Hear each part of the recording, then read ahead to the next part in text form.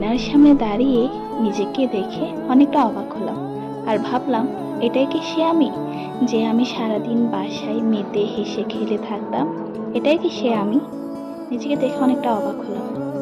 আগের মতো আর চঞ্চলতাটা নেই, তাই ভাবলাম আজ একটু নিজেকে নিজের মতো করে একটু অন্যরকম ভাবে সাজাই।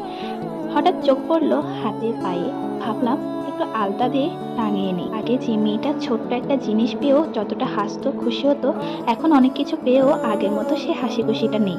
সবাই ভাবে মেয়েরা হয়তো দেখানোর জন্য সাজে, কিন্তু কেউ এটা বোঝে না যে কখনো কখনো একটা মেয়ে সবচেয়ে বেশি সাজে তখনই যখন তার ভেতরটা এলোমেলো হয়ে যায়। সাজগোজ কিন্তু সবাইকে দেখানোর জন্য নয়। কখনো কখনো কিছু মেয়ে শুধুমাত্র আয়নার সামনে পুরনো নিজেকে খুঁজে বেড়ায় বারবার। পৃথিবীতে সব মেয়েদের দুঃখ একদিকে, আর চুপচাপ স্বভাবের মেয়েদের দুঃখ আরেকদিকে। কারণ তারা চাইলেও চিৎকার করে কান্না করতে পারে না। তারা তখন কি করে জানেন?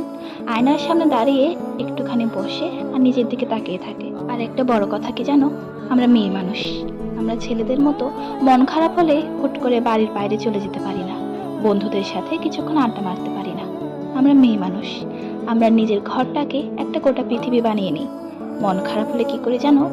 আলমারি থেকে পছন্দের একটা শাড়ি বের করে নিজের মতো করে সেজে আবার সেটা তুলে রাখি। হয়তো এটা তোমাদের কাছে অকাজের, কিন্তু জানো, শাড়ি এমন একটা জিনিস, একদিন পরলে 10 দিন মন ভালো থাকে। তো মনটা ভাঙা, এলোমেলো, তবে শাড়ি পরে যখন নিজেকে পরিপাটি করে আয়নার সামনে যাই, তখন দেখতে বেশ ভালো লাগে। এই পরিপাটি মেয়েটার আড়ালে লুকিয়ে আছে অভিযোগ, অভিমান, না বলা কষ্ট, কিংবা কারো শূন্যতা, যা কোনো কিছু দিয়ে পূর্ণ হবে না।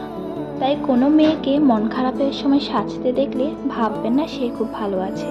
এদেরও মন খারাপ হয়, তবে সেটা প্রকাশ করার ধরনটা আলাদা।